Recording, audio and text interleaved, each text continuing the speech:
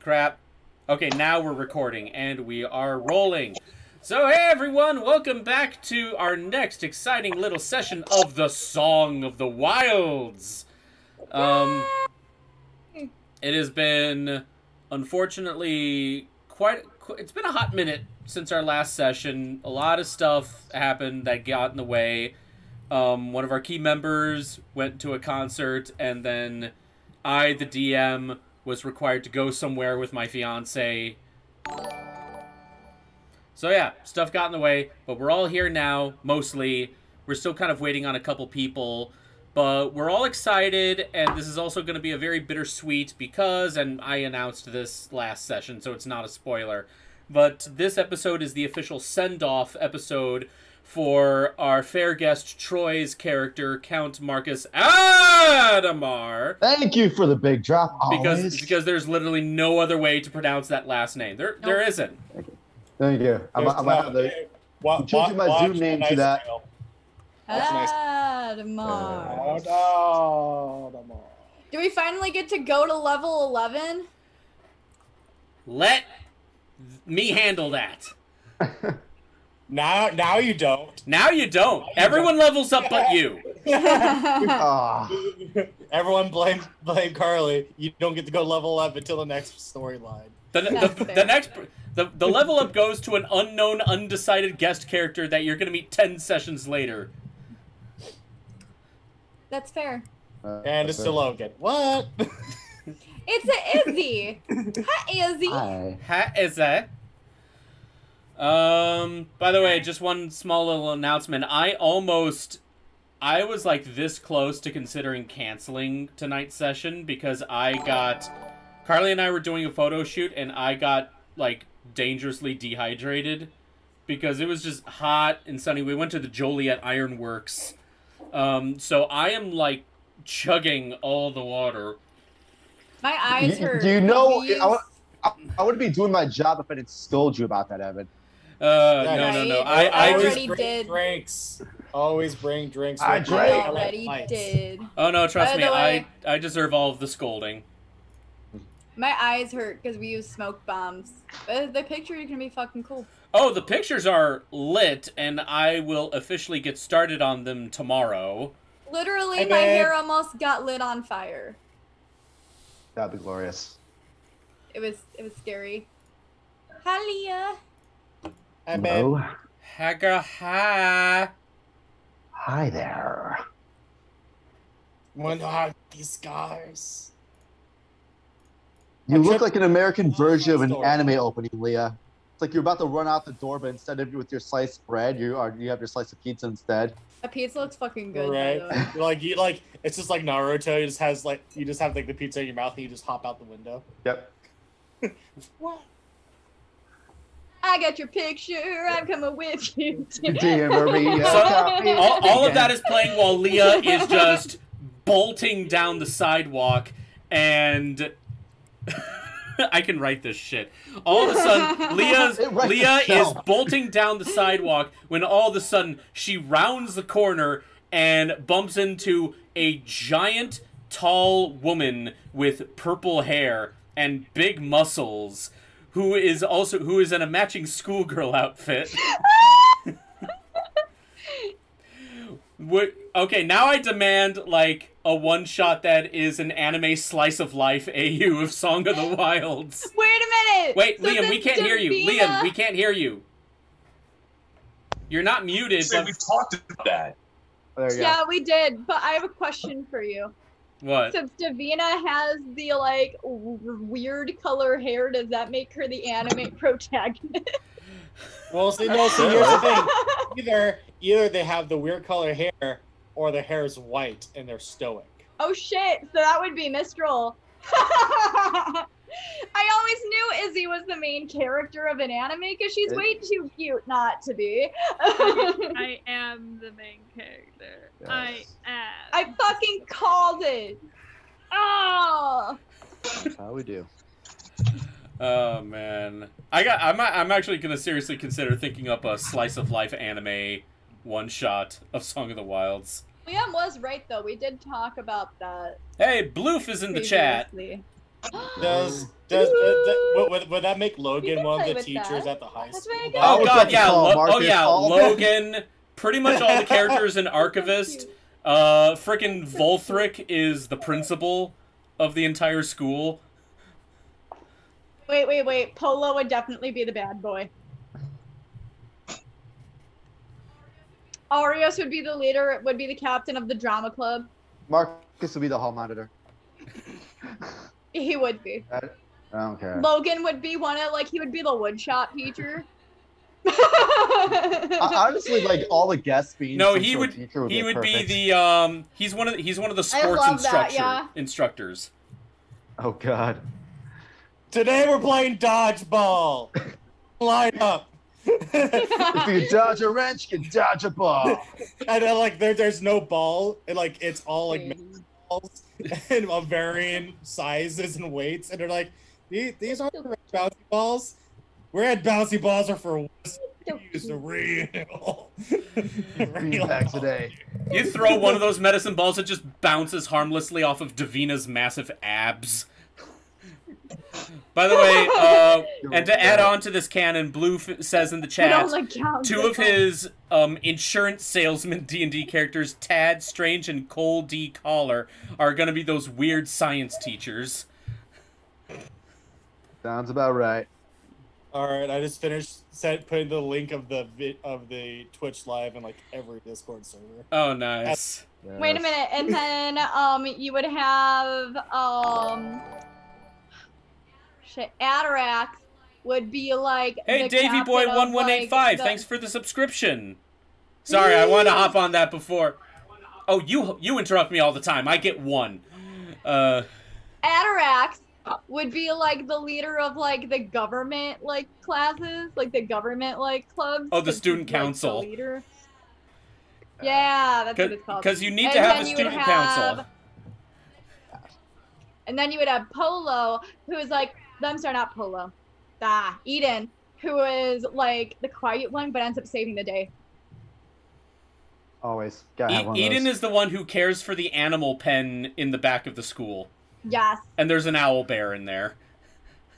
I do. Arios is the character that does the homework like 30 minutes before class, yet somehow still gets like, a C on it. Well, yeah, I was like, Arios would be the leader of the drama club. Arios is the Bishi. He is the Bishonen. He is the fair-skinned pretty boy. That somehow is dating the captain of the wrestling team. And never studies ever, but still gets passing grades. Hell yeah. Fair enough. Wait, Leah, we can't hear you. What? No, Leah, not Liam. Yeah.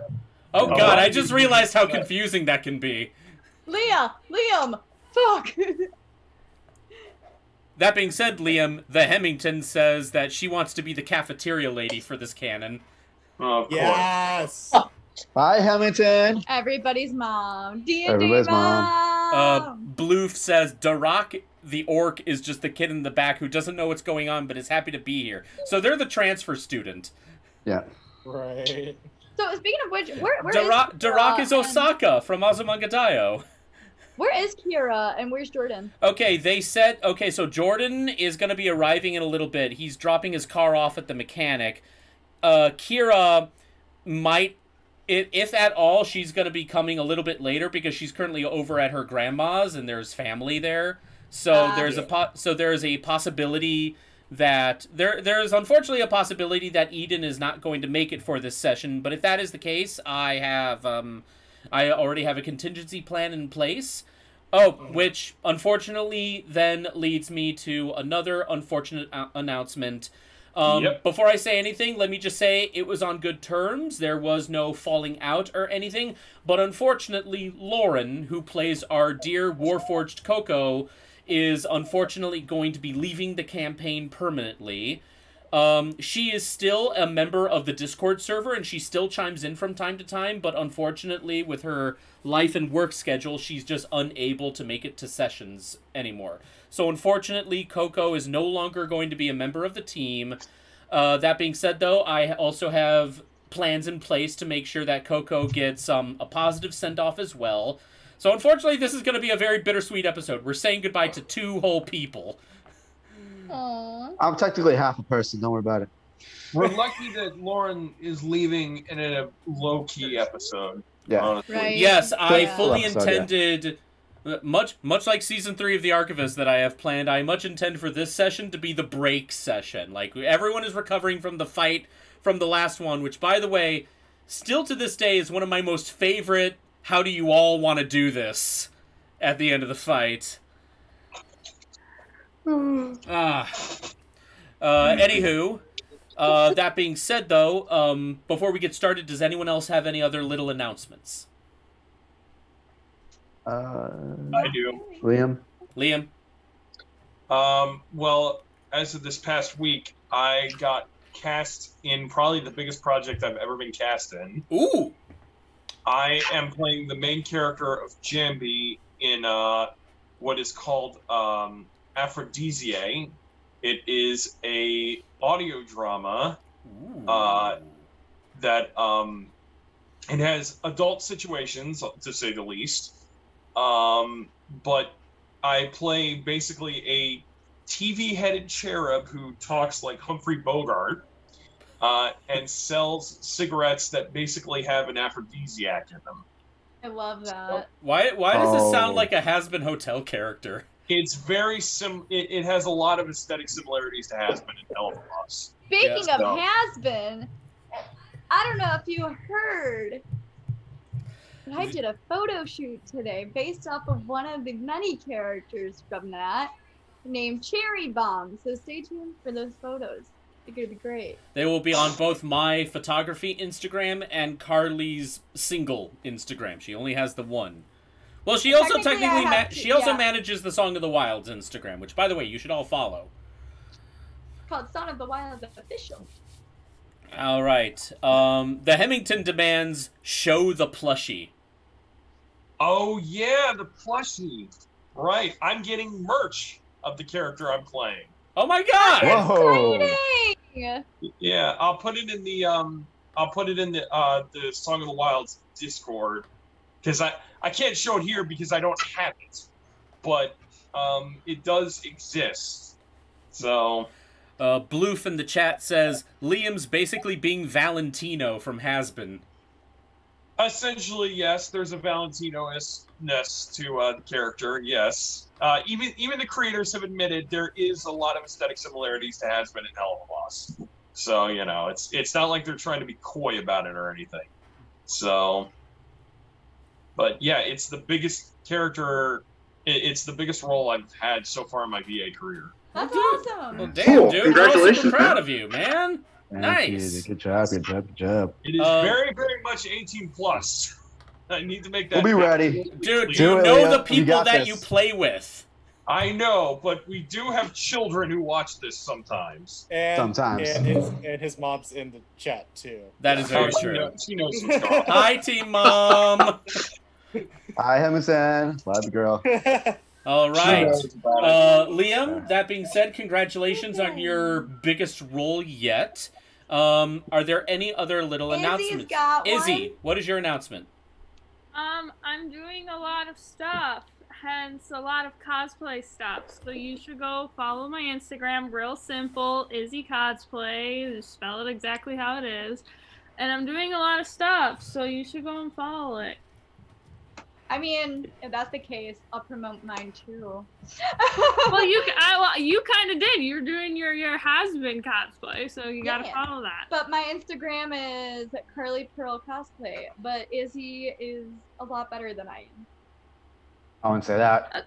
Don't downplay yourself. Oh, yeah, Hush seriously. your face, or I'm gonna go over there to Illinois. You're Really, I slap think you now you have and to then keep walk you have, away. yourself down. you have to keep degrading yourself so that Josh can come to Illinois just to There you bother go. you. So I Well, think no, that's it's what not. he It's not said. even visit. That's not even visit. It's just I just fly out there, gib slap, and then walk away. And then This- I'll trip him, and then we'll throw him in your house. That's called So we're kidnapping. gonna That's a kidnap crime. Josh. No, not if you like the people you're with. I'm down with that. We can kidnap Joshua together. I'm not sure And then I Leah can approve. come I'm over not sure here I from- consent to this. And then Leah can come over from Minnesota. We can all just have a good fucking time. Boom. Wait, and speaking of that, Liam, are you, like, switching devices right now? Oh shit, I didn't even notice that. Because there's a Liam Cummingham and there's a Bren Pronze right here. Yep, I'm changing. Okay. There we Got go. the echo. And speaking of Boom. which, where did Leah go? She couldn't, like, we couldn't hear her audio, so she's logging off and logging back on to see if that'll fix it. Yeah. Quick Gotcha. What the shoot? There we go. All Alright. right. I kind of like the other angle better, but oh well. You're fine. Troy, you said that you had an announcement. You Yeah. were raising your hand, and then we will get to Yes. Josh. Yes. So, for those of you who know my business, I have Superhero Forge Fitness. We just did a merch raffle over at Quad Cities Nerd Fest last weekend, and we're going to be doing another raffle at Wizard World Chicago next month. Not only are we having a table there at the fans, but we're doing a panel again, cosplay fitness and body positivity at Wizard World. Times the panel will be yet to be announced, but I will be over at Wizard World. I'm hoping, fingers crossed, I'll be able to get another 2-pack of these two bad boys, the Dungeons and Dragons Legends of Strahd and Xanathar. Nice. Pray to God I could get another set of these, because these are about to get shipped out. Shout out to Arabian Night Armory, who won these two. Hopefully I could get another 2 to raffle off at Wizard World. Nice. But I'll be seeing you guys over there. If you want to follow me on Instagram at superhero.forge, go find my cosplay stuff at Trey Bushido, blah, blah, blah, blah, blah. Nice. Nice. Josh, you had an announcement. I got a couple. First, you can buy Song of the Wilds merch at merch.streamelements.com/JoshDeHuman. You can buy t-shirts, hoodies. We now have crop top hoodies, tank tops, women's t-shirts. We do have the classic mink blanket like this, and cups and stickers for all your Song of the Wilds needs. And it looks like Ripley has finally joined. Yes, our favorite Soviet Russian Goliath. My favorite. Mine too. But also, speaking of Leah, she'll be coming out here in just under 2 weeks for a visit. So, Aww. So cute. Because it's gonna be your birthday. Happy birthday. she flies in on my birthday, so That is so cute. that'll be nice, and we'll actually go out. Once we go visit Seattle, and with my cousins was out to visit just randomly. This called me. It was like, "Hey, how far away do you live from Seattle?" So go visit my cousin in Seattle. Maybe go to the Space Needle and the Ferris wheel there that's at the pier and all the other fun stuff that you can do in there. So Hello. hello. We can We can hear her. Yay. I was like, Yeah. son of a It's okay. Biscuit. biscuit Walking monkey. But aside from that, next weekend I get to go halibut and salmon fishing. So Ooh. go catch some hopefully go catch some halibut and go catch some Oh, So driving out to CQ, go thank you for fishing the with my dad and one of his best friends. So catch some salmon halibut. Nice. All right. Are there any other little announcements before we get started? I'm working on a one-shot. Woo! Raise your hand if you're working on a one-shot. Yikes. You mean like every single DM ever? Hey, I am not actually working on a one-shot. I am prepping a unique Strahd campaign for my group. Nice. All right. So, whoa. Test. I can hear you. I'm echoing somewhere in someone else's screen. Or maybe not. Okay, I don't hear it anymore. All right. Reaver. All right, so like we explained before, Kira and Jordan will be joining us a little bit later.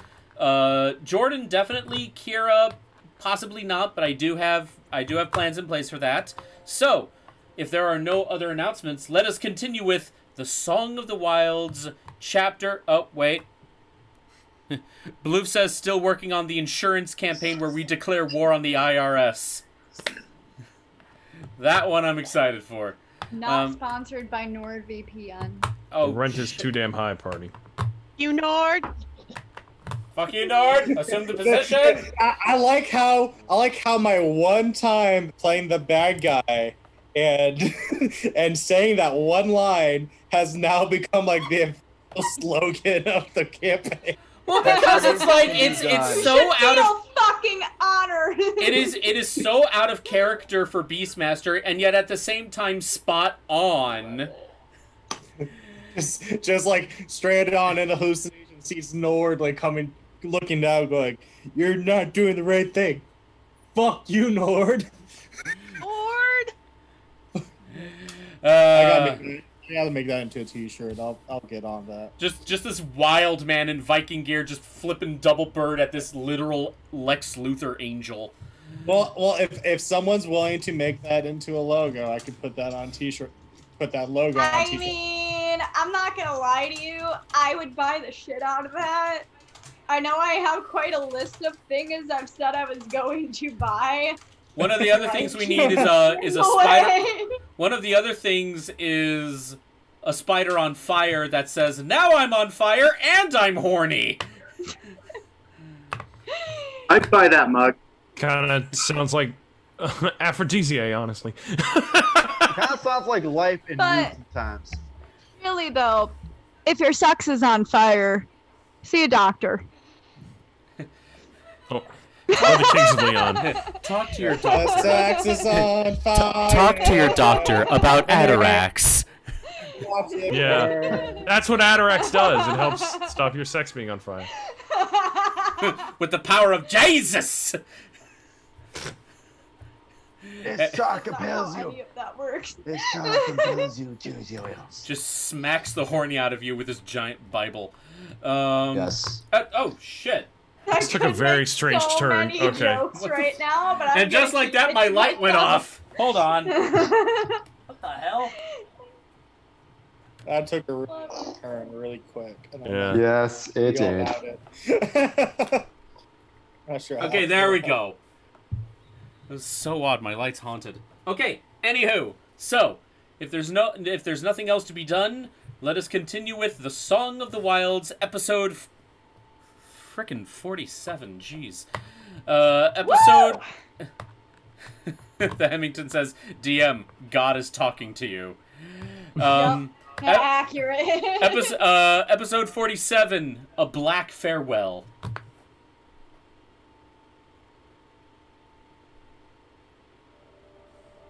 Oh, wrong song. Here we go.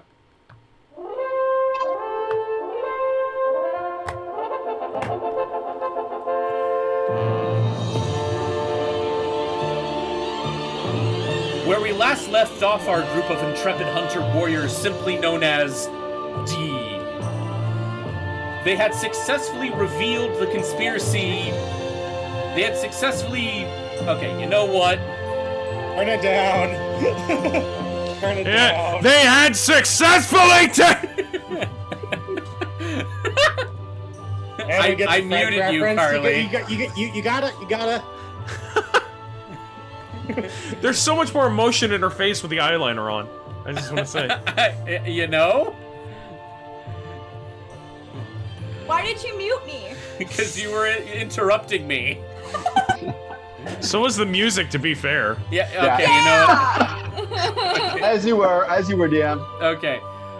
Group D finally vanquished the source of the conspiracy, which was King Gahoon himself, who was basically the leader of what is left of civilization in this strange world that our campaign has been taking place in. Seemingly combining his strength with those of the Shades that seem to be the main power of the Cabal of Wizards known as the Sanctum, our team took to the skies with the help of Volthric, who revealed himself to be an ancient silver dragon, with their powers combined, they were able to actually vanquish the dark creature that used to be King Cahoon through a combined effort of dragon ice and what was essentially a massive railgun that was just invented by old Joe that just stuck out of his airship. We love you, Final Fantasy. We love you, Final Fantasy. And Metal Gear, I guess. Metal Gear. Oh, railguns have been another media, much other than... No, I'm talking about the lore of this series at this point. Yeah. I mean, I will confess, the main... Acheron is based off of Lindblom from FF9.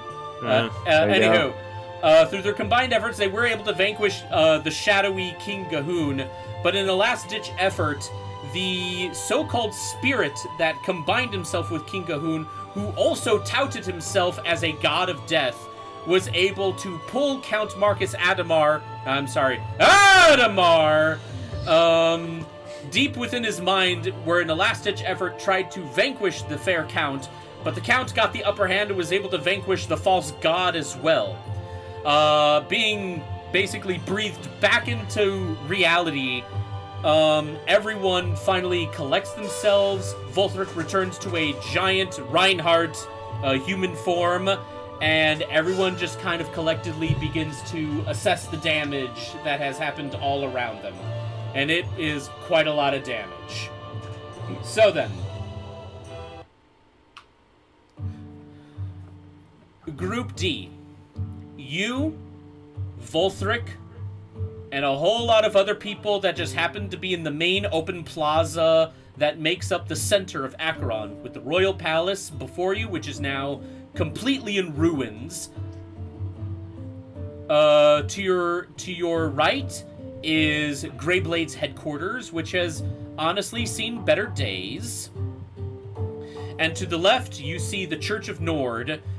There are still quite a lot of priests out there that, if you remember from before, they were giving you a lot of stank eye, but right now they seemed more concerned about what the heck just happened.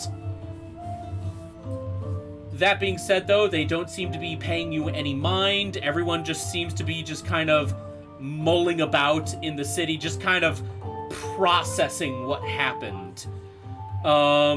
Group D, you finally find yourselves having an air of calm about you. Volthric certainly himself seems to be doing a little bit better. He took his dislocated arm and just kind of pushed it back into place, because that used to be his broken wing. Ouch.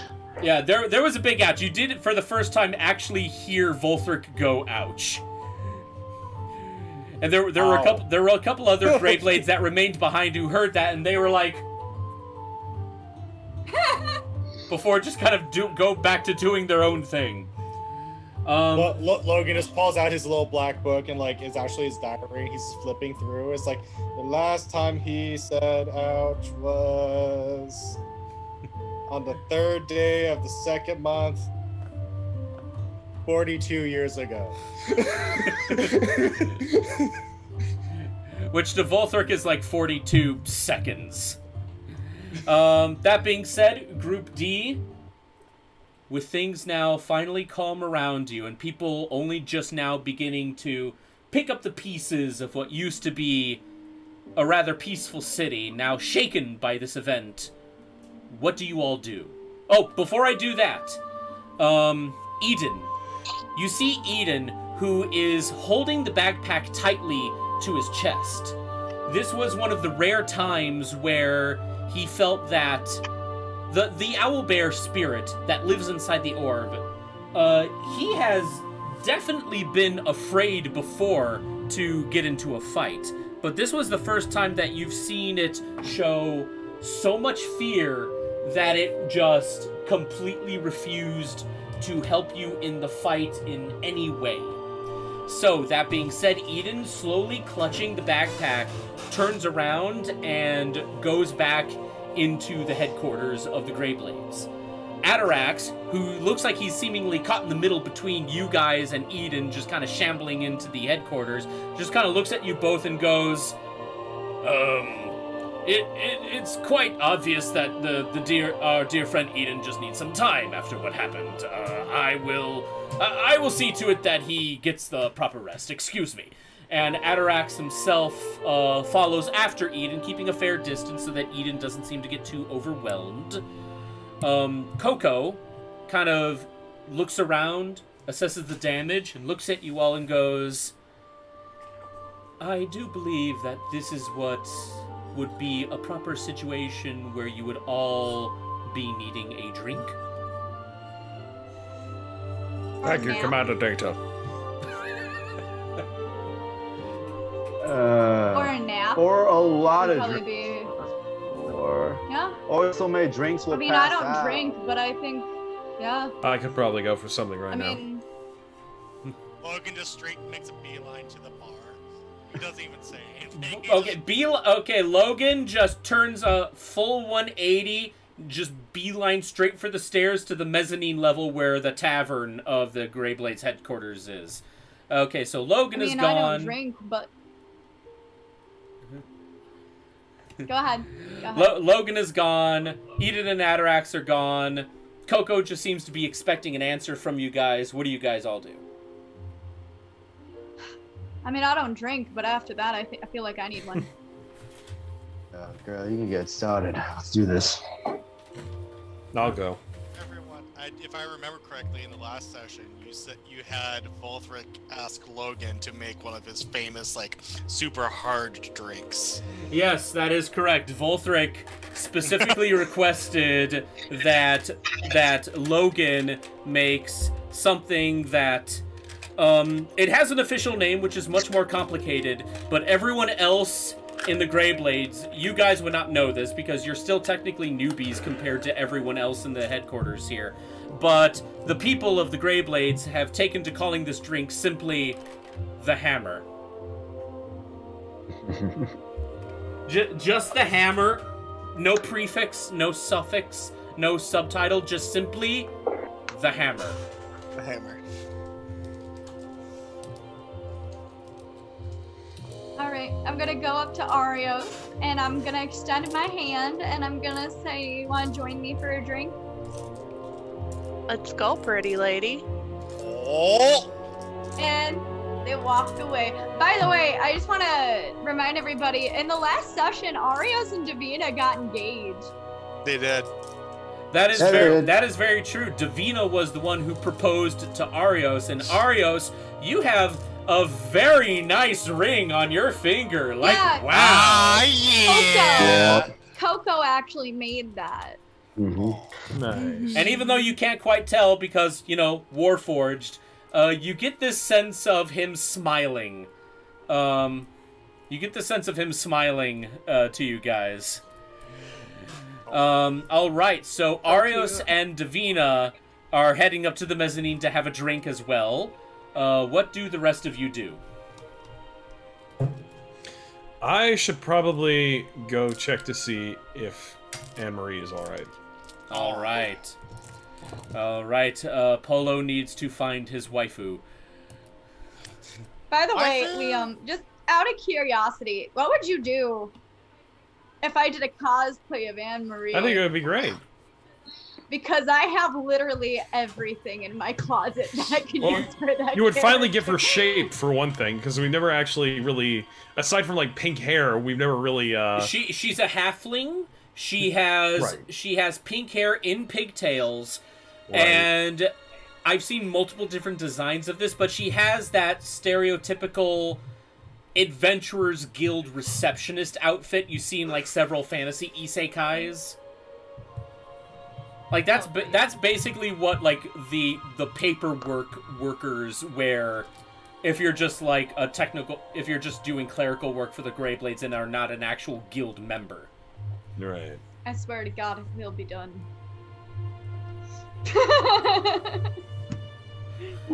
All right. All right. Yes, and Carly, I did get your message. Davina did propose to Ario, so thank you for pointing that out. No problem. All right. So we have Polo, who is now going to find his girlfriend. That leaves Mistral and Count Marcus Adamar. So what will you two be doing? I would like to go get some jam, please. All right. So Mistral, instead of heading into the tavern and the headquarters like everyone else, you go about face and you walk away from the headquarters and you're heading to the local market of Acheron, hoping to see if any of the small like grocery stores are still like intact after that fight. Must support the small businesses of our town. Must support the small businesses, absolutely. And that leaves just Marcus. What do you got going on? Question. Is there any sort of enchanter either in market or in Greyblade's headquarters? Not in the headquarters themselves, but there is a smithy that the people have visited before who helped them, like, get new weapons and such. He's gonna head over there for a moment. All right. Yeah. All right. Now, that being said, we're gonna be switching the spotlight between a lot of you guys since you all seem to be having your little plots going on. The first one that we're actually going to visit is Count Marcus, actually. Yeah. So Count Marcus, after asking around some of the locals and some of the Greyblades, you are able to find, I honestly can't remember if I ever gave this character a name, so we're just going to call him Gran. You found Gran's smithy, and you walk through the door, and almost instantly your face is just smacked by just a wave of heat. And you hear, like, the stereotypical, like, hammer on metal clanging noise, and before you is an absolutely massive red-scaled lizard folk who just seems to be, like, hunched over. His back is to you. He doesn't seem to notice you right now. Excuse me, good sir. He stops his hammering, and you just hear... And he, like, slowly, like, gets up, and you can tell, like, this guy is 3 times taller than you, and twice as wide. Like, this guy is a beast. He slowly, like, turns around, and he's got, like, scars on the side of his face, and whatever, like, the lizard folk versions of, like, a beard is. He's got, like, the little fin sails under his neck, but he's got, like, 4 of them. And he just kind of, like, looks at you for a moment and goes... Hi, welcome to my shop. What can we do for you? I will eat his heart. I will eat his children. So hard. Every freaking time I hear that, I'm like, yeah. Question for you, good sir. Do you work well with enchanted weapons by any chance? And pigeons. Pigeons. Okay. And jam. Okay. No, it was a Mike Tyson's Mysteries. Okay. Let's see, enchanting. I think I have worked on an enchanting weapon from time to time. What kind of thing do you have in mind? A special commission, if you would, sir. All right, you have my attention. I made him a little appellation as well. Yeah, for some That's okay. His accent is all over the place now. Let's do it. I request a weapon to be reforged into something completely different. And he actually takes off his scabbarded greatsword off his... slowly draws it, and then lays it, and then holds it out to him. All right, Gran. Would you be able to reforge? No, you first. You first. Yeah, you were in the middle of something. Would you, by chance, be able to reforge this into a warhammer? Similar properties, magical enchantment still intact. Gran kind of like he looks at the blade for a moment, just kind of like gives the blade a closer look, holds it upside down by the hilt, kind of flicks the blade, and then puts his eardrum right next to it. They don't have ears, so he just kind of listens for a moment. Then he does kind of this. I think I might be able to work with this.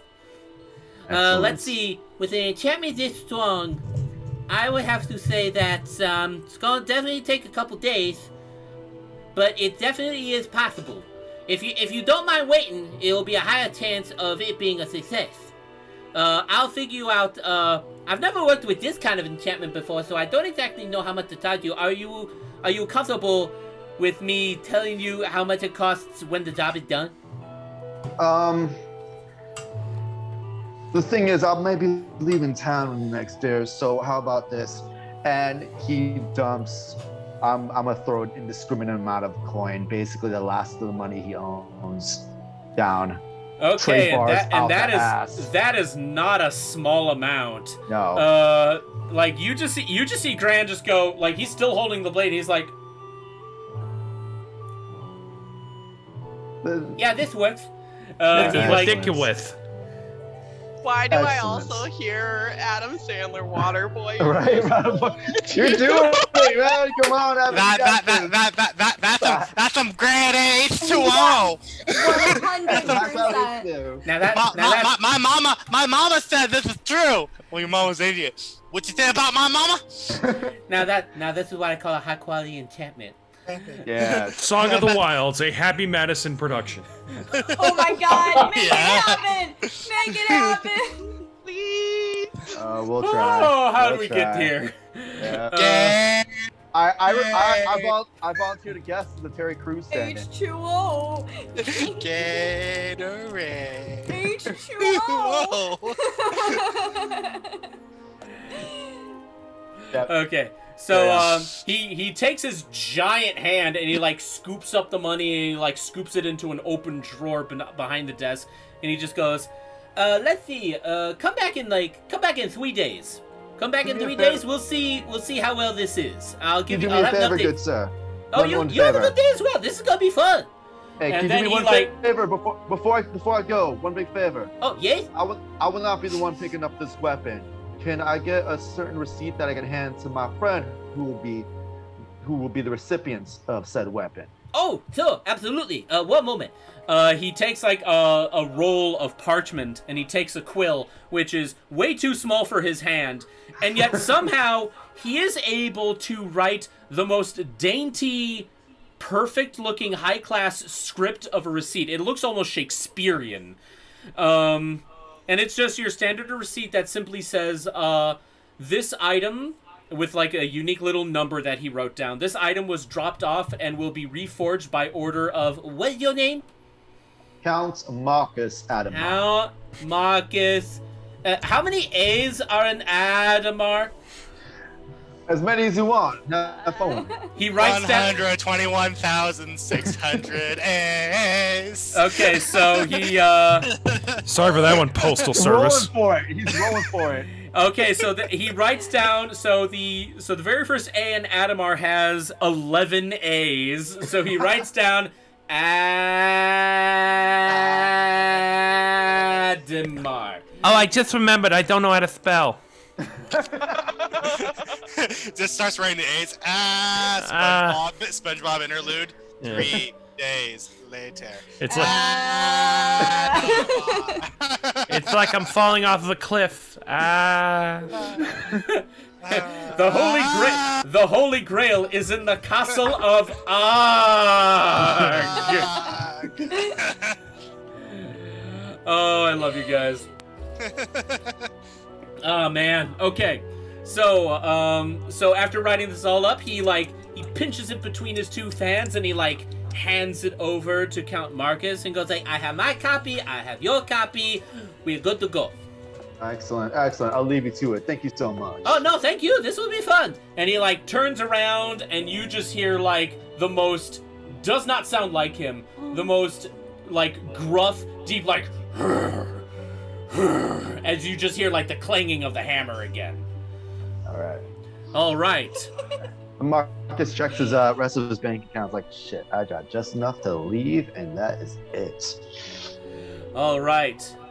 We are now going to turn the camera away from Count Marcus, and we are instead going to turn it to Mistral. Tis I. Tis you. So Mistral, as you walk through the various roadways that comprise Acheron, you find yourself in the market. There is some activity here. The people here all seem to be looking like just various tough guys and gals who seem to be brave enough to go out and do their shopping when a giant, shadowy king kaiju basically got vanquished literally 10 minutes ago. But they all seem like, this is fine. So they're all doing their shopping right now. So Mistral, what is it exactly that you are doing? I would like to find see if any of the grocers have some nice jam to rejuvenate my need for sustenance. All right, not a problem. Mistral's doing a jam session. Yeah. Oh my god. There's a high elf that does jam sessions. All right, Mistral, Sounds like a good time to me. I would like you to roll me a perception check. I will.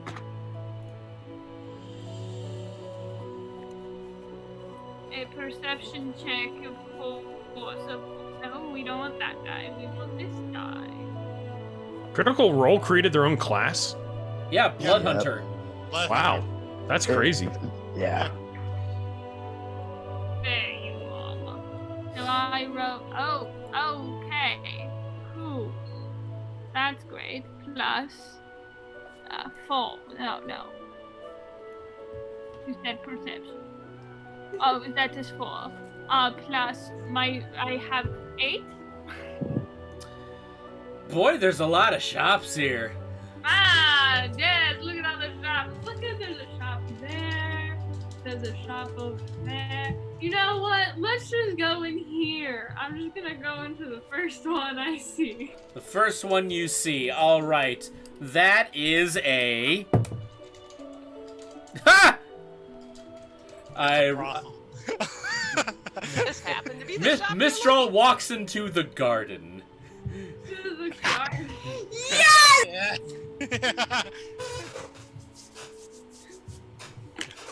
Unfortunately, that is not the case because when I rolled to see what shop she rolled in, I rolled a nat 20. Hey! So, Mistral, you open the doors and you hear almost like a faint heavenly chorus. Like and the one we're hearing. You look...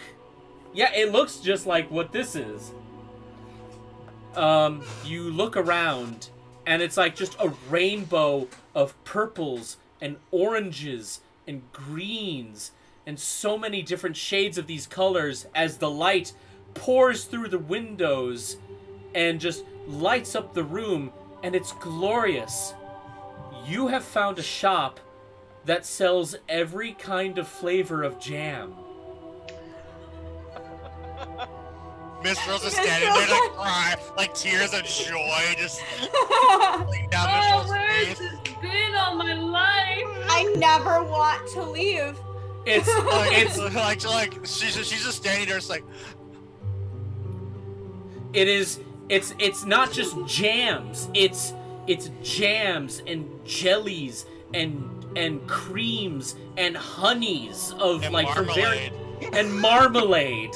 Like it's all so many different kinds. Paddington Bear up in this bitch.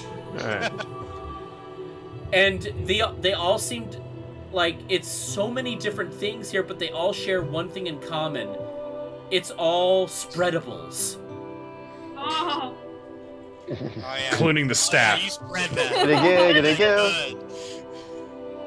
Oh my. And slowly coming out from one of the many shelves, you see a very, very tall lady drow with and she is taller than you, and she is extremely thin and lithe, and she has the most perfectly stereotypical librarian glasses. And she seems to have a clipboard with her. She kind of sees you for a moment, sets the clipboard down, and bends low before you. And she So what can I get you? Sorry, go on. She goes, hello, young one. What brings you here? I would like... Oh, God. To rage. I would like to rage and eat out your shop. And eat out your shop. Your shop.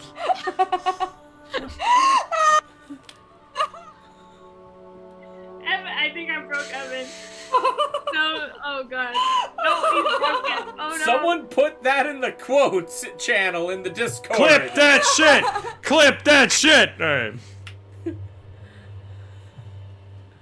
Anyways, I would like to rate and eat out your shop. I bow in wow, there's a lot of jam in here. I bow in response and go, how many different kinds of everything do you have? Oh, dear little one. I have... And she just kind of like, she slowly stretches out her arms, and it's like the light pours through at that very moment, lighting up the inside of the shop, and she just says, all kinds. Oh. And like for a brief moment, the light with its angling makes it look like she has angel wings. Wow. Carly is flipping out here. How were you so blessed? This is the most romantic scene we've had the whole campaign, I just want to say. Right? Like, Arios and Davina who? Yeah. No, I want a love story with this. Yeah. Just the jam store. Mistral and Jam is the true love story. Mistral is the most loyal bitch here, but only to Jam. I don't know, she's got them rocks too. That's true. Have rocks. Them rocks though. So Oh, did you hear? I also have a crystal shop on the other side. It turns out Mistral's actually a jam witch, and she has her own little like shrine, and there's like just like a jam, a jelly, and a marmalade surrounded by different crystals. And that's Mistral's true class. It looks very much like Helga's Arnold tribute in Hey Arnold. Yeah, exactly. That's a throwback right there. Oh my god. Okay. So, Mistral, how do you react? Is the crystal shop true or no? She slowly backs away and opens up a back door, and you see what looks like an opposite shop on the other side of the block, and you see rocks and crystals and pearls and geodes. It's got one of those like giant geodes you see in a crystal shop that's like your height.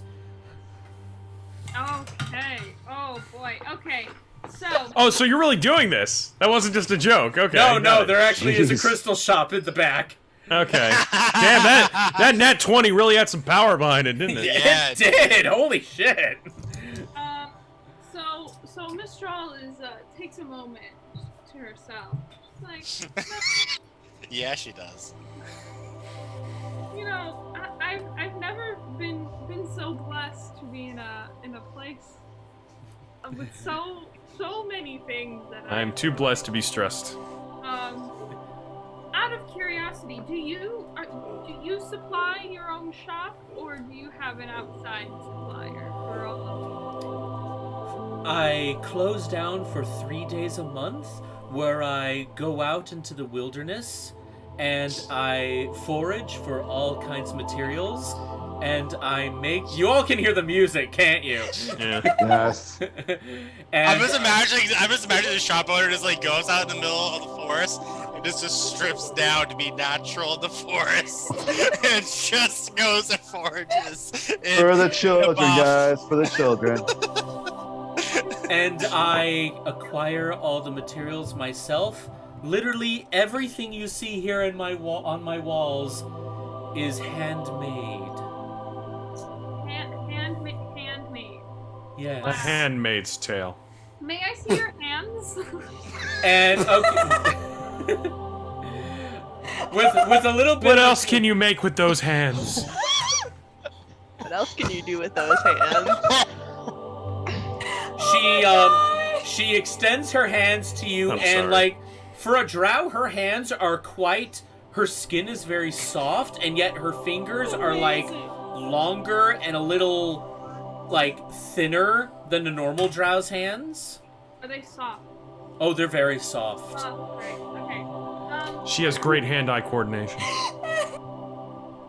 So, so I ask her. I go, first of all, wonderful hands.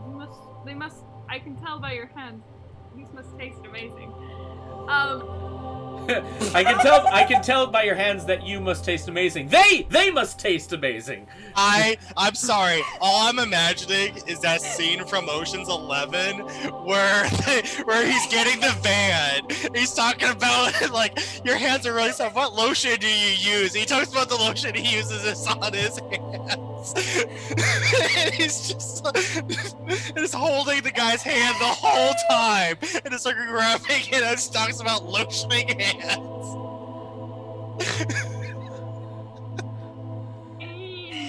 Oh my god! Out of all of these wonderful creations, which one would be your favorite?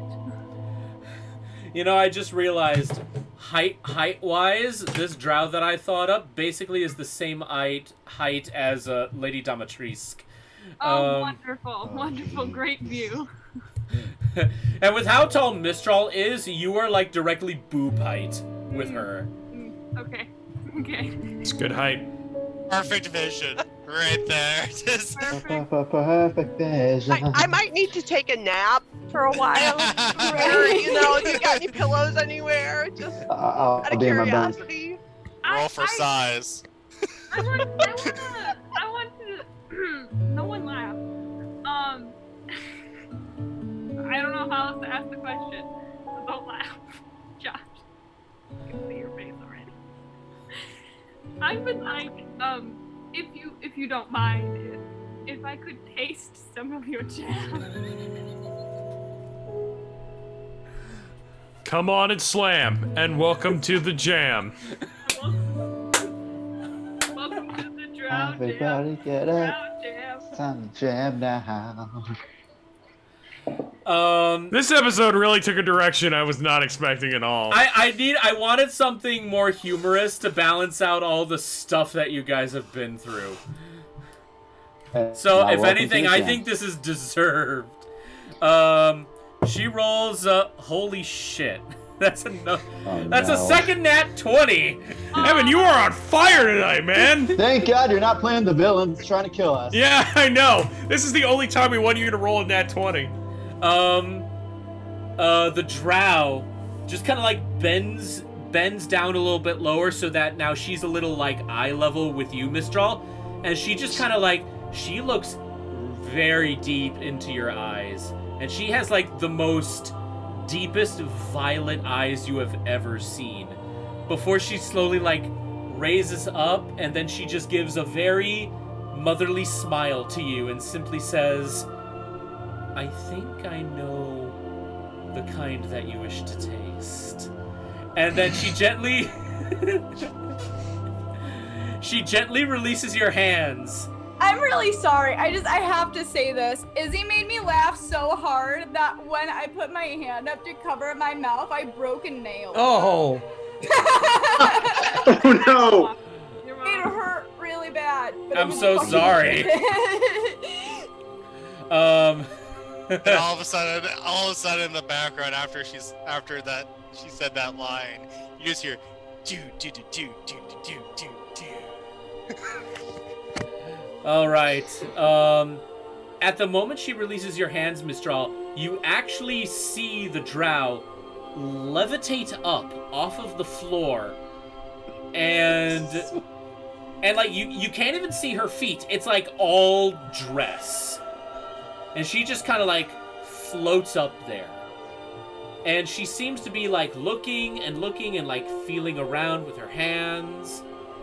And that's when she comes back down with this pristine, polished ebony chest. She sets it down. Yeah, but does she have a box with her? Sorry. Oh. Bruh. Wow. She sets the chest down onto the counter with just a whoop.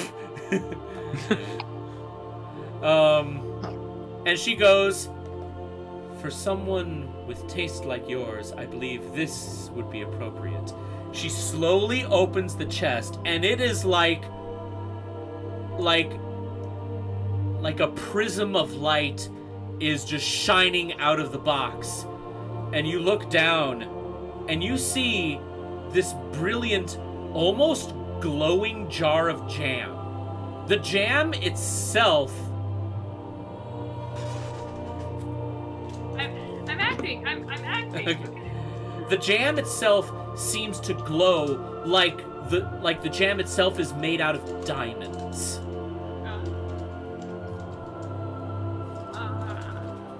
What kind of jam is this? I've This- never seen jam shine. She gently, she very slowly unscrews the top. And then the moment the top comes off, you just get this whiff of, it's fruity, it's floral, it's heady, it's almost oceanic. It's like all of these scents combined to one. And we have an Atarax! Okay. I mean, I just want to say, this is the sexiest selling of preservatives I've ever seen. Oh, I want to buy a jar just to rub on myself at this point. Right?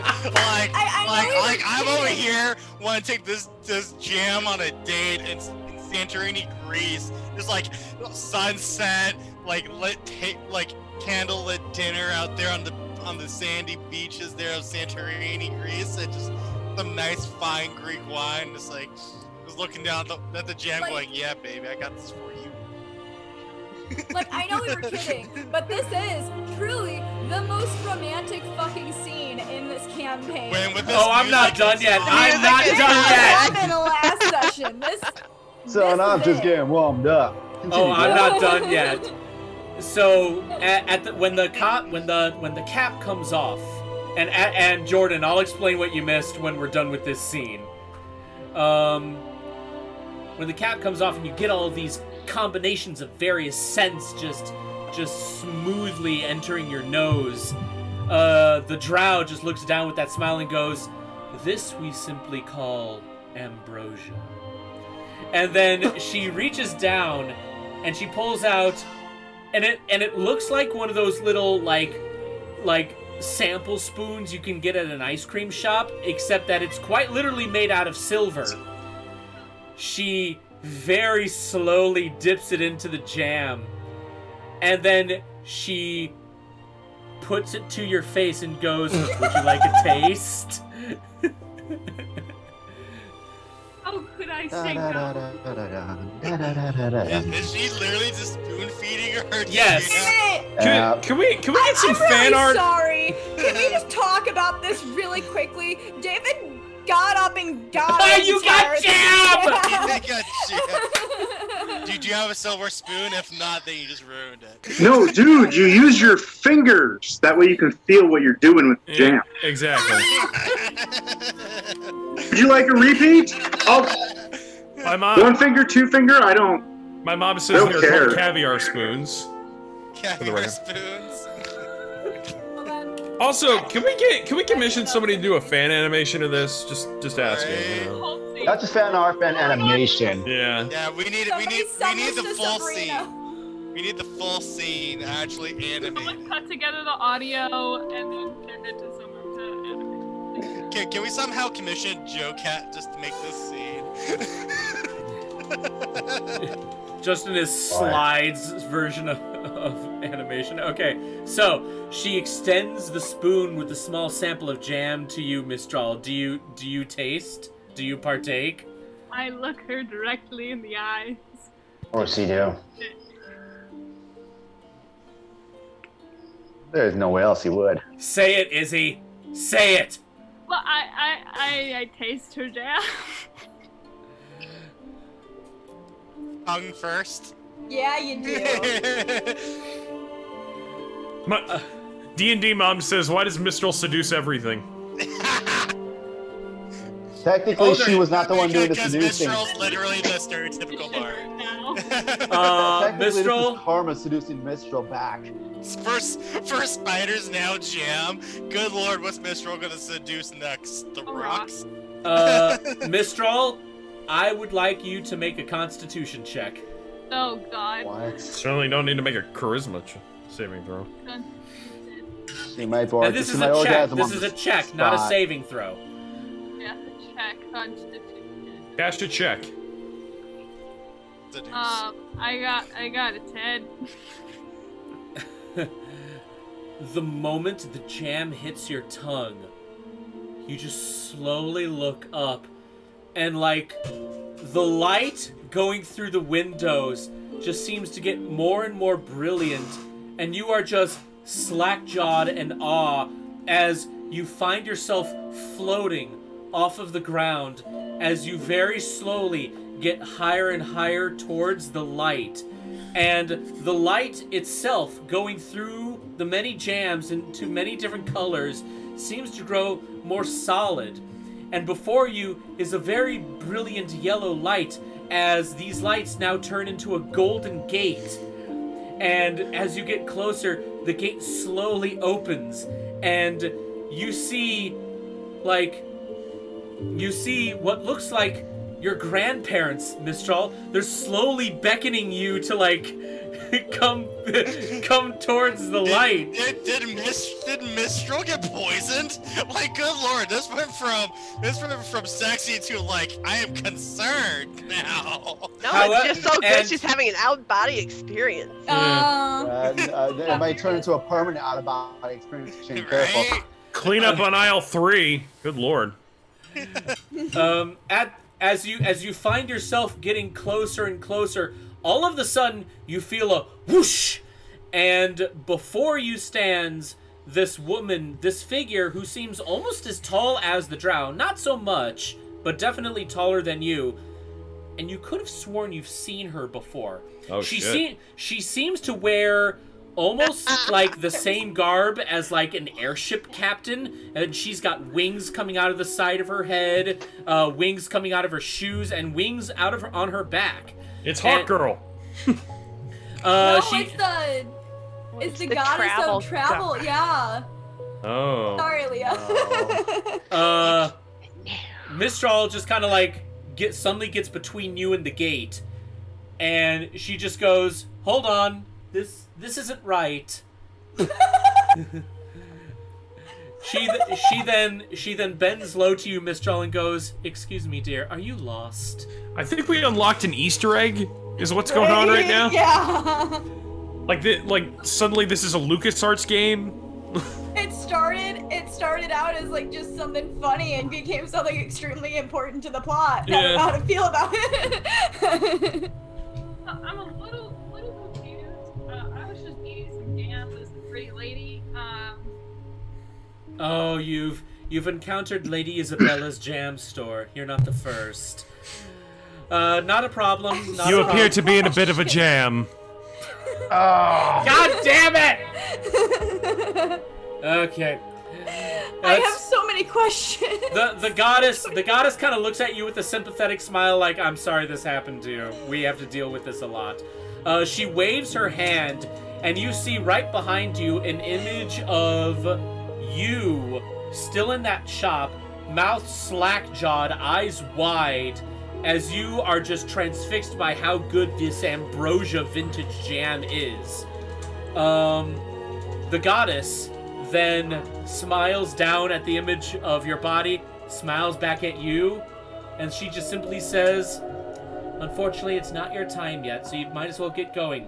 And then she fucking pushes you, like, off of, and you just start falling and falling and falling until just wham! You suddenly feel this massive weight all around you, and you fall to the floor of the jam shop. So she's the ancient one. That's awesome. Wow. The drow then all of a sudden, suddenly caps the ambrosia, puts it back in the box, and knelt down to you and goes like, "Oh, dear girl, are you okay?" And she's like very gently stroking your hair. Jam does not equal consent. I don't understand what's going on. I'm not sure. I'm not exactly sure what just happened, but jam was wonderful. Do you have anything that's not as jarring to the taste? Something maybe a little bit more mild. Oh my god. All the puns. She now gives you a sympathetic smile, and she goes, I completely understand, and I think I may know what you need. She levitates and puts the box back. She then comes back with this jam that is brilliant and sparkling, and it looks like it's made out of gold. Uh-huh. Is there gold in here? Am I gonna poop gold later if I eat this? She just smiles to you, and she just goes, only one way to find out. Maybe. I'm not even gonna ask questions this time. I would like to give you my personal information. Direct line of jam. You will be my supplier. So here's my I pull out some sort of notebook of some and goes. You've been wonderful. I feel like I need to go lay down. I will come back later. This is a wonderful visit. I will purchase this jam that you have presented and see what happens when I have it in about 3 minutes. That's as long as I can last without jam. How much is this jam today? This is simply known as Solaris, and this jam, a single jar is 400 gold. That's fine. There you go. Davida! That's not there. She ain't there. And she kind of like ruffles her things and like under. No one say anything. Underneath her skirt. Izzy, you are coming in like very quiet. We can barely hear you. Can you hear me now, Mr. Krabs? Yes. Yeah. So she, it's probably because I was sitting so far back. She goes, oh, that's fine. No worries. And reaches underneath her skirt. Don't comment. And grabs a little satchel that's attached to her leg and pulls out a good chunk of gold and says, "Here, this is. I believe I'm visualizing 400. I believe this is 400 for you, and I will put the rest in my little sack." She gives you a very appreciative nod, and then she hands you the Solaris Golden Jam. Wonderful. Again, appreciate all of your time. It was my pleasure as well, little one. I will be back. Again, here's my information in case you need anything. I mean, when I come back, you'll know who I am when I need things. So I'm just gonna go. Pleasure meeting you. What was your name again? You may simply call me Syndra. Wonderful. Because that's my name. Great. Again, wonderful to meet you. Name's Mistral, by the way. I wrote that down for you. Have a great day. Goodbye. Mistral, you walk out of the shop. How do you feel? And take a cold shower. And suddenly you don't know where you are. You take a very, very long, very, very cold shower. She kind of just, like this little like anime thing where she smacks her cheeks a few times and just goes, okay, well, that was an experience. I'm gonna go back to my room and see what happens when I eat this jam. Hopefully I don't die. So, great. All right, and with that, we are now going to. Okay, well now before we go any further, Jordan, just to kind of bring you up to speed.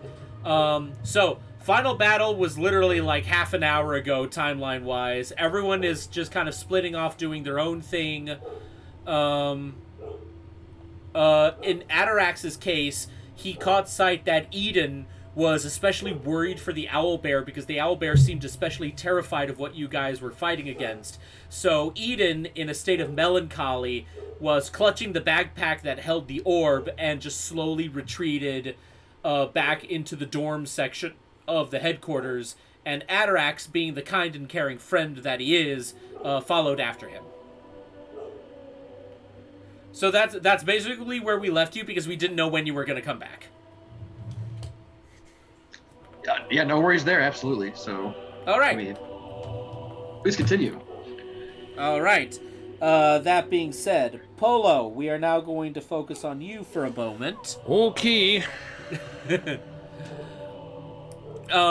Polo, as you look around the interior of the Greyblade's headquarters, the building itself, while very much intact, has been made a mess ever since everyone was busy trying to scramble and try to help fight against all of the shades and Shadow Gahoon himself. You see a lot of Greyblades here. Not as many as there typically are, because there are still a lot that basically just left when the Greyblades were disbanded that time. What's going on with the Sanctum right now? What are they doing? Sanctum is all getting, like, pulled out of the ruins of the palace that got basically wrecked. Some died during the event, and the few survivors got bound in chains, and they're all currently being held, like, on the front lawn of what used to be the palace, as the city guard and a couple Greyblades are trying to figure out, like, well, what are we going to do with these guys now? Because now they're harmless. Okay.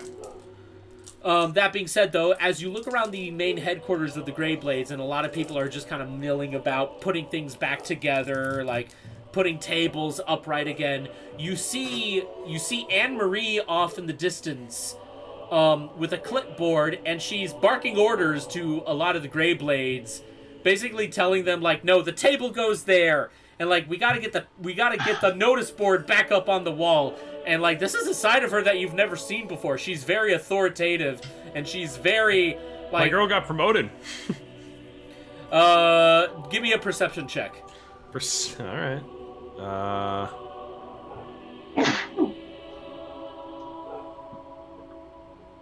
That is a 19.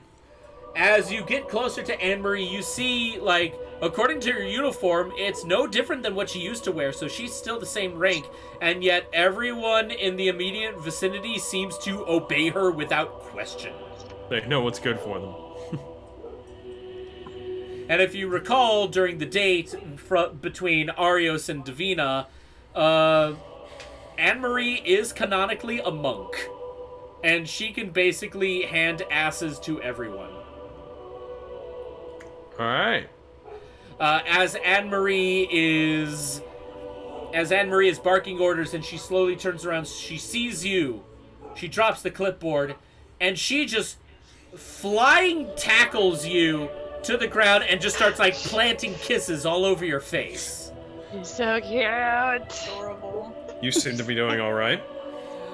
Oh, it was horrible, and everyone was just, there was just utter chaos, and, like, that thing came out of the palace, and she's, like, panicking, and as she's doing she's just planting, like, more kisses on your face.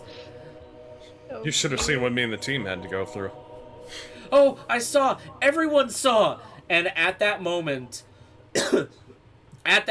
once everyone kind of notices what's going on here, and they recognize the blue tiefling that is a member of Group D, everyone starts to actually crowd around you, and they, like, help you and Anne-Marie back up onto their feet, and everyone here is, like, giving you congratulations. They're asking so many questions. They want to know more about you personally. Like, were you always this awesome? Oh, God.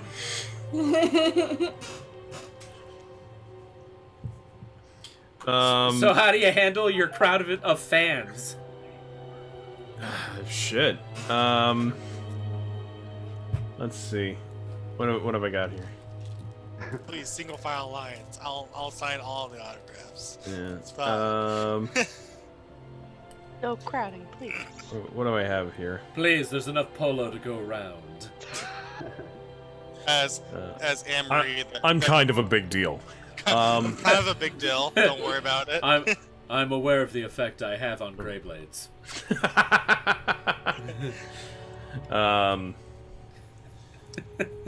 Polo voiced by Idris Elba. I was going for Will Ferrell, but you know. Really? Yeah. Not that much of a comic relief. Ron Burgundy. I'm kind of a big deal. Big deal. Atarax is Spanish for a whale's vagina. Anyway. What the hell? That's also from Anchorman. Yes, it's also from Anchorman.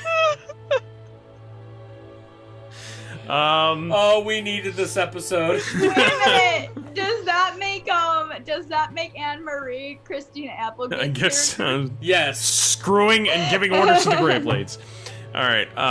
Fighting, screwing, and printing notices for the Greyblades to follow. What do you think I'm gonna do? Screwing? And then she just fucking decks Volthric right in the nuts. And even though he's wearing armor, it still hurts. Yeah. She tries to deck him in the nuts, but she can't reach. She keeps jumping up and trying to get. Oh no, she can fucking like Shoryuken them. She Shoryukens up to them, and in that moment of midair, she just speed bags them. Yeah. Volfric knows not to mess with Anne-Marie. She's the only one he's scared of. Plot twist: Anne-Marie is the BBEG. All right, I'm gonna keep this simple. I'm just gonna say one at a time. One at a time. Walking up to you is. Walking up to you is this fellow Greyblade. He seems to be human. He's wearing like all black armor and he's got like white hair. And you can't quite tell, but you get like a chill go up your spine the moment you kind of look at his sword, like on his back. And he goes, I just want to know, like, are you the leader of your team? And he's nervously like rubbing his arm. Wait a minute. Okay. I'm a little concerned here, but okay. Pull an Usopp from One Piece and say yes, even though it's a complete and utter lie. Sorry, what was the question again? I got distracted. Are you the leader of that team who saved everyone? No, but I'm the work husband of the leader.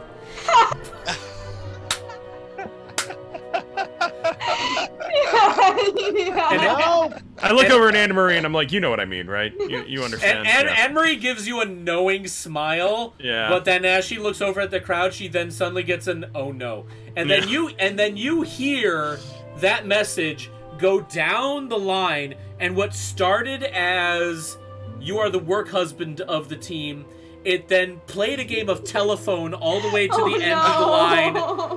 And basically the person at the end of the line now believes that you are legitimately married to Davina. Oh god.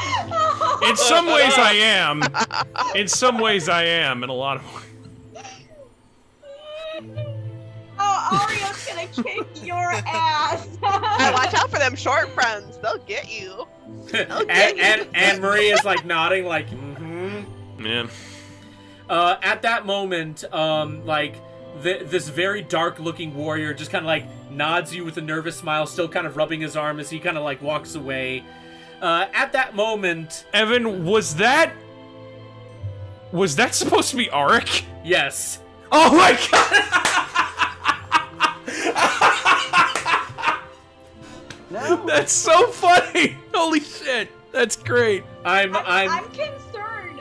Why did people think I was the leader? You kind of are, for all, like... You're the rich one, okay? Yeah. The rich one, you're the sugar mama that makes you the leader. The sugar mama. You have the money, you make the decisions. I'm done with that. At that moment, you then, walking up to you, is a very large dragonborn. At first glance, it looks like they are a barbarian. They have like a giant axe on them. They got like 2 axes on them. but also you see what looks like a sparking orb of lightning at their hip, and you realize maybe they got some magic about them. She just kind of looks down at you and just goes, what kind of pilot do you have? That was amazing what you did. How you were able to just shoot lightning. What kind of tech was that? Very old, but very useful tech. I'm sure people know Old Joe around here, don't they? At that moment, like, the rumors start going flying. He's married to Old Joe! No. At that moment, like, the game of telephone once again begins, and down the line, Old Joe is now your dad. Can that actually become real at some point? Like, we actually find out that Polo's dad is... Who is this? Who's this a reference to? Is this anybody, or is this just somebody made up? Some people might know their characters. Okay, alright. Okay, so then, the Dragonborn lady now walks away. And then walking up to you is, at first glance it's an elf, but it's really more of a half-elf. It's another woman. She seems to be wearing, like, a fur-rimmed hood and, like, all black, and she's just frickin' decked out in arrows and daggers and swords. And she just kind of, like, looks up to you. You're a whole head taller than her. Damn, she's short. and she just goes... For you to be able to inspire a team like that was honestly amazing. Like, what are your leadership techniques? Not the mama! Not the mama! Gotta love me. Not legally. Mostly I make sarcastic comments and just try to puzzle solve very... while everyone else is trying to kill things. The rumors once again go flying. Yeah, tell me I'm lying. Tell me I'm lying. They once again go down the line, and at the end of the line, apparently your sarcasm is so powerful it kills people. That's kind of true. That one's kind of true. I'm sorry. Was that woman, that half elf, supposed to be Saphira? Yes. Yes. Oh, that's right. I was like, hold on. I know this character. Like decked out in arrows and blades. I'm like, now I'm just waiting for there to be a Mia somewhere that comes. I know. I'm waiting. Or a Layla. Oh no, guys! I got this handled because I know who these characters are. At that moment, so like the small half-elfin woman walks away. Now walking up to you, is a very strange fellow. He looks human, but he seems to have very faint animal-like features in his face. And yet his outfit looks very aristocratic. He's got, like, giant glasses on and a giant book. And yet, at the same time, he also has, like, a small axe, like, attached to his hip. And he just goes, oh dear, oh dear, oh dear, oh dear, oh dear. I can't believe I'm meeting the great Polo. Oh my god, oh my Adon, oh my Sylph, oh my Nord, oh my. Okay, I must know. Guest appearance by Roddy McDowell here. Jeez. It is not Daston. It is not Daston. Oh, I got really excited. I know, I did too. I was like, I'm disappointed R2-D2, where are you? Goes like, if I may just ask one question, Master Polo, what I would like to know is, how are you able to, like, much like the predecessor's question, how you're able to inspire people? Just how were you able to just keep cool under pressure? Like, what is it that you do? Under pressure. Is that what I do? Well, I suppose everyone in the line is like leaning forward, waiting for your answer. I'm getting like serious, like, I am not the Messiah. He is the Messiah. You're all individuals, and you're all different. Yes, we are all individuals. Yeah. And we're not different. I suppose in spite of all my sarcastic comments and sometimes I can be standoffish to the rest of my team, I do have faith that in the end they all know what they're doing. And that gives me faith that they can get the job done, except for maybe the High Elf. The rumors once again go down the line. Oh no! And apparently your talk of faith, now everyone at the end of the line thinks that you're a cleric, but you're a cleric who's also an elf racist. An elf racist? Oh, that's not good. Oh no! Oh no! Oh no! Oh no! Oh yeah. This very aristocratic looking bookworm with seemingly bear-like features in his face just kind of gives you like a hearty nod. He kind of closes his book. As he turns around though, you hear him go, "Ah!" And he as he walks around, he is just giving like this stank eye and this hand that says like, don't you dare talk to me. I am not talking to you right now. I know what happened last time. I'm not talking to you. And last in line is this... These characters are having their own campaign, like, while we're doing ours. And the next person in line is seemingly this very lithe, very sultry-looking red tiefling who in, like, a purple dress. And, like, she clearly looks like a Greyblade. And she just walks up to you. She doesn't honestly look that impressed, but she just kind of crosses her arms, just kind of looks you down and up, and Why just couldn't I be Bren Pronze right now? Damn. That's what it says that your character. Oh yeah, it still does say I'm Bren, doesn't it? Yeah, it does. Oops.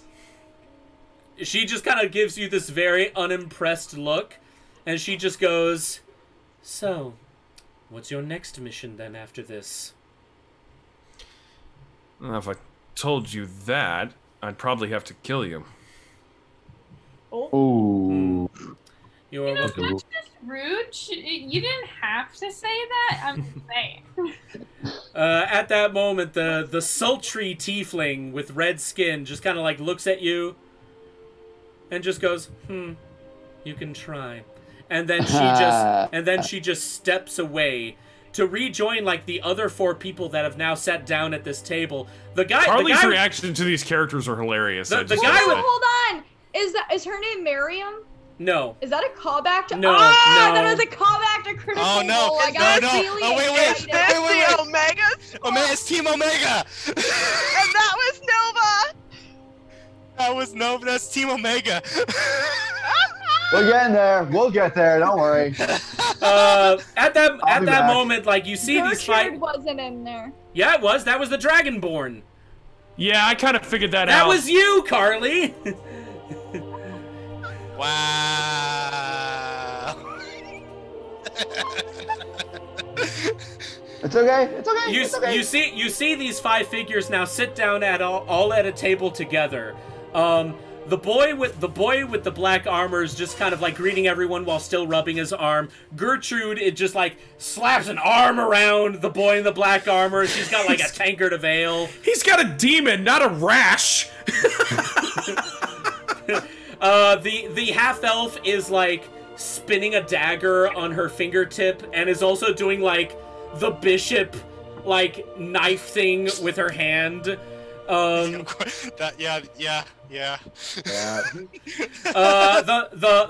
aristocratic bear man with the book is like, oh, that's you. Yeah, that's Matthias. Okay, all right. I completely missed it. The man with the fucking stupid. The man with the book is like desperately trying to like take notes, and unfortunately the tiefling took a seat right next to him, and he's like, ah, and he's like cowering away from her. Mommy! Mommy! You're all not getting this, but you will. This will make sense later.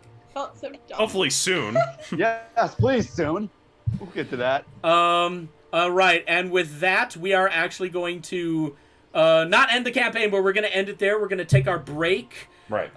We are going to go for a quick little, like, 10 minutes, 15 minutes. Let's shoot for 10, because then we can even it to 8:45 our time, Central Time. Oh. Anyway, guys, go get some snacks. Go to the bathroom. Go get some snacks. And we will see you all later.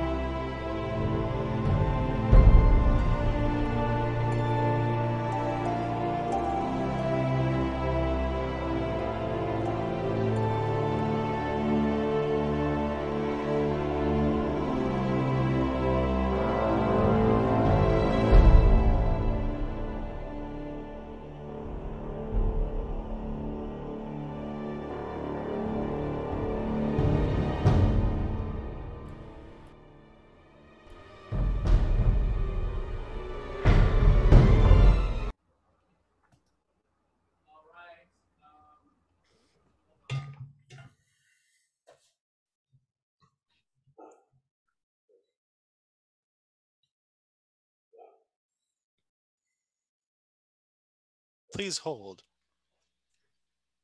Please hold while I transfer What's the your technical call. issue? Your call is very important to us. Oh no. Please hold. Our representative will be right with you. Please hold. Our That's a representative. lie. will They're be never with with So you. who's gonna want to play let's- in my one shot? let's- By the way, Let's just start off with the regular list of questions. Have you tried turning it on again and off? have you tried turning it on and off again? We tried smashing it with a hammer. Now, is the power actually on? The stream did seem to be freezing every once in a while, Evan. Yeah. For some reason.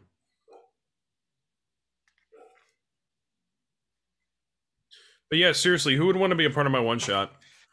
If it's on a Sunday, I'm down. Oh. Because I'm starting to be able to jot down the characters a little bit here too.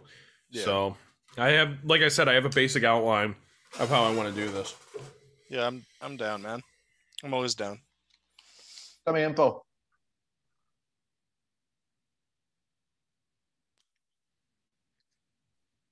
There's no problem. That's fine. It's a filler episode anyway. So Second I don't know. part. After Izzy's whole experience, I don't know if we can